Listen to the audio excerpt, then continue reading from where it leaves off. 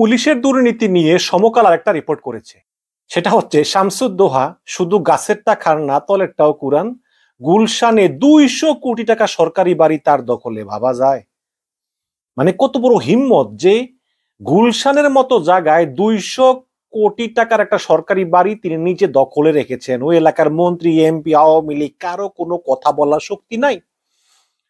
তো লিখেছেন যে দুর্নীতিবাজের চেহারা আর থাকছে না লুকোছাপা, একের পর এক খুলে যাচ্ছে মুখোশ। সাবেক পুলিশ প্রধান বেনজির আহমেদ, আলোচিত সরকারি কর্মকর্তা মতিউর রহমান, আসাদুজ্জামান মিয়া, কাজী আবু মাহমুদ ফয়সালের মতো দুর্নীতির পথে হেঁটে সম্পদের চূড়ায় উঠেছেন আরেকজন। তিনি হচ্ছেন পুলিশের সাবেক অতিরিক্ত মহাপরিদর্শক additional IGP doctor Shamsuzzoha Khandaker. শুধু শামসুজ্জোহা একাই নন, তার স্ত্রী ফেরদৌসী সুলতানা ও দুর্নীতির ছায়ায় সম্পদে হয়েছেন শক্তপোক্ত। দুদক বলেছে এই সম্পত্তি জ্ঞাত আয় বহির্ভূত বিপুল সম্পদের মালিক এবং ঢাকা সহ দেশের বিভিন্ন স্থানে 1027 একর জমি আছে তাদের নামে। দলিলে এসব জমির দাম 70 কোটি টাকা দেখানো হলেও আদতে বাজার দর প্রায় 500 কোটি টাকা ছাড়িয়ে যাবে। গত 18ই মার্চ আদালত তাদের এইসব সম্পত্তি জব্দ করার আদেশ দেন। পরদিন তিনি উচ্চ আদালতে আপিল করলে ওই আদেশ স্থগিত হয়ে যায়। চিন্তা করতে পারেন, তিনি আদালতে আপিল করলে আদালত স্থগিত করে। এবার বোঝেন আদালতও কিন্তু করাপ্ট, ওই বিচারকও কিন্তু করাপ্ট, ওর কাছ থেকে টাকা খাইছে। শামসুজ্জোহা খন্দকার শুধু গাছেরটা খান না, তলারটাও কুরান। চাকরি জীবনে তিনি শুধু সম্পদের শিখরে উঠে দমে যাননি, রাজধানীর বনেদি এলাকা গুলশান অন্তত 200 কোটি টাকা দামের সরকারি জমি এবং বাড়ি নিজের করে নিতে রকমারি কূটকৌশল চালাচ্ছেন। তার প্রতাপের কাছে সংশ্লিষ্ট মন্ত্রণালয় কিংবা আবাসন পরিদপ্তর যেন ঠুটো জগন্নাথ। শামসুদ্দোহা 2011 সালে প্রেষণে বাংলাদেশ আভ্যন্তরীণ নৌ পরিবহন কর্তৃপক্ষের চেয়ারম্যান পদে বসে সীমাহীন দুর্নীতিতে জড়ান। এই পটভূমিতে 2019 সালে তার বিরুদ্ধে জ্ঞাত আয় বহির্ভূত সম্পদ অর্জনের অভিযোগে মামলা ঠুকে দেয় দুদক। ওই মামলায় স্ত্রী ফেরদৌসী সুলতানাকে আসামি করা হয়। মামলাটি এখনো চলমান। এছাড়াও তার রয়েছে হরেক রকমের ব্যবসা বাণিজ্য। তিনি ইস্টার্ন ইউনিভার্সিটির মালিকদের মধ্যে অন্যতম। শিক্ষার প্রতি কি অনুরাগ! তিনি দুর্নীতি টাকা দিয়ে ইউনিভার্সিটিও খুলেছেন। 2021-22 সালের পরিষদে শামসুজ্জোহা ছিলেন ইস্টার্ন ইউনিভার্সিটির চেয়ারম্যান। 2018 সালে সংসদ নির্বাচনের আগে পুলিশের অবসরপ্রাপ্ত শীর্ষ 11 কর্মকর্তা প্রধানমন্ত্রী শেখ হাসিনার হাতে ফুলের তোড়া দিয়ে আওয়ামী লীগে যোগ দেন। এর মধ্যে এই শামসুজ্জোহা খন্দকারও ছিলেন অন্যতম। এই ব্যাপারে ট্রান্সপারেন্সি ইন্টারন্যাশনাল বাংলাদেশের চেয়ারম্যান ডক্টর ইফতেখারুজ্জামান বলেন যে রাষ্ট্রীয় এবং সরকারিভাবে গুরুত্বপূর্ণ অবস্থানে থাকা ব্যক্তির বিরুদ্ধে একের পর এক সীমাহীন বিত্ত বৈভবের মালিক হওয়ার অভিযোগ আসছে। এই ধরনের অভিযুক্তের বিরুদ্ধে তদন্ত করে ব্যবস্থা নিলে অন্যদের কাছে শক্ত বার্তা যাবে। দৃষ্টান্ত স্থাপন করলে গুরুত্বপূর্ণ অবস্থানে থাকা দুর্নীতিপরায়ণ ব্যক্তির কাছে অন্তত এই বার্তা পৌঁছাবে যে এসব অপরাধ করে আর পার পাওয়া যাবে না, বিচার একদিন হবেই। এই বার্তাটা আমাদের সমাজে নেই বললেই চলে। এখন এই দুদকের তদন্তে শামসুদ্দোহার নামে রাজধানীর খিলক্ষেত এবং ঢাকার নবাবগঞ্জে 35টি দলিলে 563 শতকের বেশি জমির খোঁজ পাওয়া গেছে। এইসব জমির বেশিরভাগই নবাবগঞ্জের কলাকোপায়। দলিলে এসব স্থাবর সম্পদের দাম 40 কোটির মতো হলেও বর্তমানে বাজার দর প্রায় 300 কোটি টাকা। এর বাইরে তার একটি কৃষি খামার এবং গ্রিন পার্কও আছে। আমি বুঝলাম না এই পুলিশের গ্রিন পার্ক, রিসোর্ট এগুলো করার তো শখ কেন? দলিলে এই দুটির দাম প্রায় 4 কোটি টাকা। শামসুদ্দোহার স্ত্রী ফেরদৌসী সুলতানা খন্দকারের নামে রাজধানীর নিকুঞ্জে 3 কাঠা, খিলক্ষেতে 22 কাঠা এবং গুলশানের বিভিন্ন মৌজায় 53 কাঠা জমি তথ্য পেয়েছে দুদক। এগুলো সহ গাজীপুর এবং নবাবগঞ্জের বিভিন্ন মৌজায় মোট 32টি দলিলে তার নামে 464 শতক জমি আছে।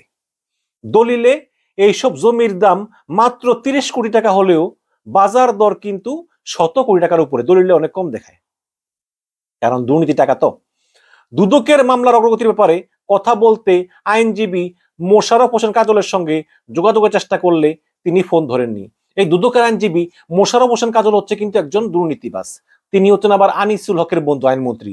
এই মোশাররফ হোসেন কাজলই কিন্তু ভুয়া মামলা দিয়ে বেগম জিয়াকে কারাগারে পাঠানোর পথ প্রশস্ত করেছিলেন। এগুলো আমরা মনে রাখবো। যদিও তো গুলশানের 135 নম্বর রোডের SES এ 6 নম্বর প্লটে 1 বিঘা জমির উপর নির্মিত ডুপ্লেক্স বাড়িটির বাজার দর 200 কোটি টাকার উপরে। গেল 8 বছর সেই সরকারি বাড়িটি অবৈধভাবে দখলে রেখেছেন এই শামসুদ্দোহা। এ সময় তিনি কোনো ভাড়া তো দেনইনি, উল্টো বাড়িটি তাকে বরাদ্দ দেওয়ার জন্য গৃহায়ন ও গণপূর্ত মন্ত্রণালয়ে আবেদন করেন।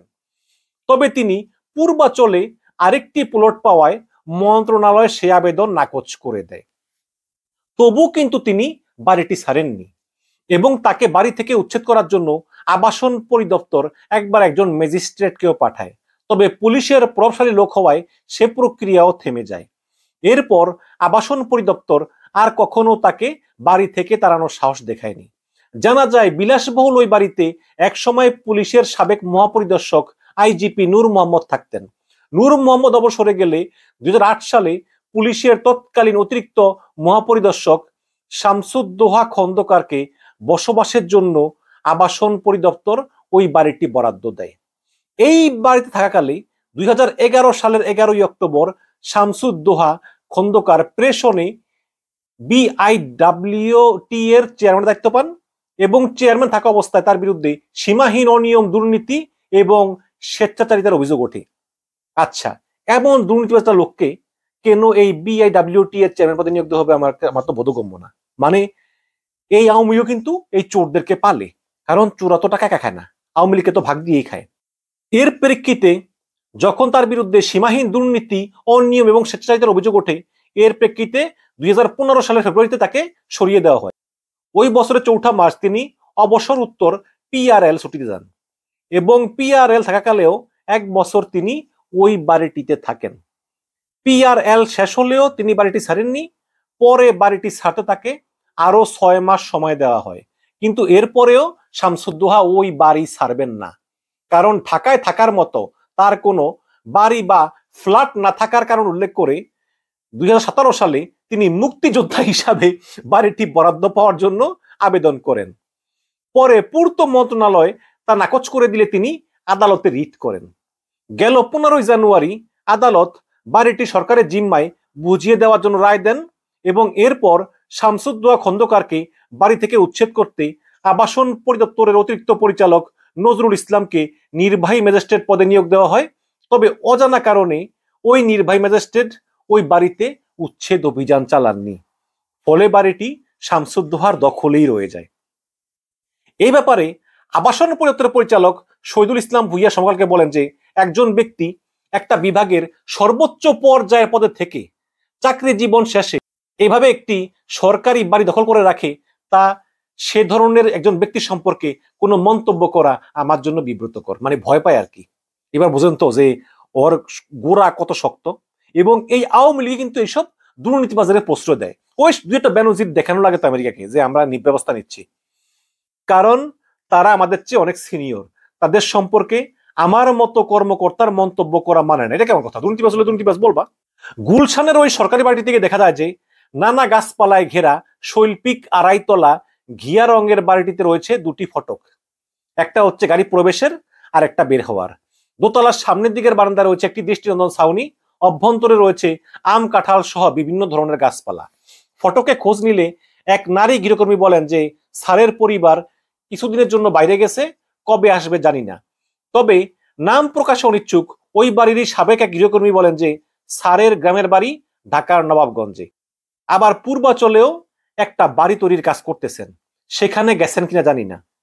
গত 1 সপ্তাহের বেশি সময়ে একাধিকবার ডক্টর শামসুদ্দোহার মোবাইলে, এই ডক্টর কিভাবে জানি না, মনে হয় বেনজিরের মতো ভুয়া PhD নিছে, এই শামসুদ্দোহার মোবাইলে ফোন দিলেও ফোন নাম্বারটি বন্ধ পাওয়া যায়, তার হোয়াটসঅ্যাপ নাম্বারটিতেও ফোন ঢুকছে না।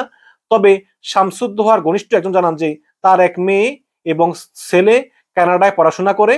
বেনজির কাণ্ড নিয়ে আলোচনা ওঠার পর মনে হয় তিনিও পরিবার সহ কানাডায় বেড়াতে গিয়েছেন। এই হচ্ছে কি অবস্থা। সীমাহীন দুর্নীতি, সীমাহীন অন্যায়, সীমাহীন নির্লজ্জতা, সীমাহীন বিবেকহীনতা, এই হচ্ছে গিয়ে হাসিনার লোকদের চরিত্র। এবং এই পুলিশগুলোই হাসিনাকে এই এত বছর ধরে অবৈধভাবে জনগণের বিরুদ্ধে যে ক্ষমতায় টিকিয়ে রেখেছে। সুতরাং হাসিনার কাছ থেকে যেমন আমরা বিবেক সম্পন্ন আশা করতে পারি না, এইসব পুলিশদের কাছ থেকে আর পারি না। হাসিনা যেমন লুটপাট চোরের ভাগিদার, এরাও তেমনি। কি আর বলা। ধন্যবাদ।